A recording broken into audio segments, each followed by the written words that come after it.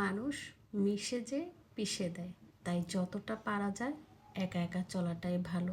মায়ায় তো বনের পাখিরাও পোষ মানে, আর মানুষের কথা কী বা বলবো।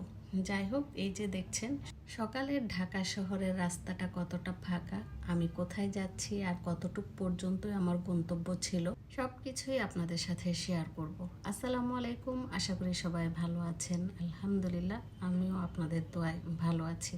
ঢাকা শহরে এত সকালে আমি কখনো রাস্তায় বের হই নাই, আমার দরকারও পড়ে নাই, কিন্তু এখন যেহেতু আমি একটু শারীরিকভাবে অসুস্থ আছি, আমাকে একটু হাঁটতে হবে। এই হাঁটাহাঁটি করার জন্য কিন্তু আমি সকাল সকাল বের হয়েছিলাম, যেন তাড়াতাড়ি বাসায় ফিরে যেতে পারি।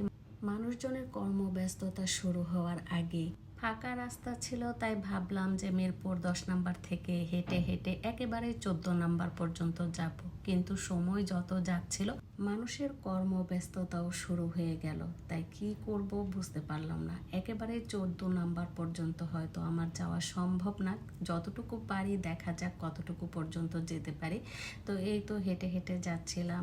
সকাল বিকাল এই রাস্তা দিয়ে মানুষকে দেখি হাঁটাহাঁটি করতে, যারা ডায়াবেটিক্সের রোগী আছেন বা অন্যান্য রোগী আছেন তারা সব সময় দেখি এই রাস্তাটা দিয়ে হাঁটাহাঁটি করে। এই যে দেখেন সকালে কিন্তু কর্মব্যস্ততা শুরু হয়ে গেছে। এই রাস্তায় একটু পরপরই দেখছিলাম এখানে ডায়াবেটিক্স মাপা হয় এমন সেন্টার নিয়ে বসে আছেন, মানে একটু পরপরই দেখছিলাম, অনেককেই দেখেছি। পরিস্থিতি মানুষকে কখন কোন দিকে নিয়ে যায় আসলে বলা যায় না। আমি যে এই রাস্তা দিয়ে হাঁটবো এটা আমি কখনো কল্পনাও করিনি, কিন্তু ওই যে পরিস্থিতিতে পড়লে আসলে বোঝা যায়। তো সেই পরিস্থিতির মধ্যেই পড়েছি, তাই এত সকালে এই রাস্তাটা দিয়ে আমি হাঁটছি। আমি কিন্তু বাসা থেকে বের হয়েছিলাম 6:30টায়, অলরেডি 7:15 বেজে গেছে।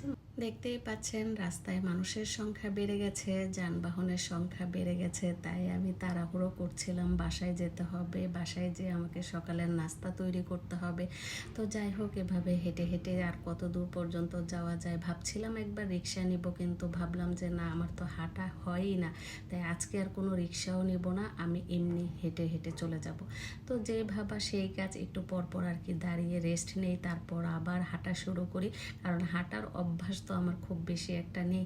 যতটুকু আমি গাজীপুর গেলে হাঁটি সেটা হচ্ছে গাড়িতে থাকি, তখন যেখানে যে জায়গাটা আমার ভালো লাগে সেই জায়গায় নেমে একটু ভিডিও করি, এই পর্যন্ত।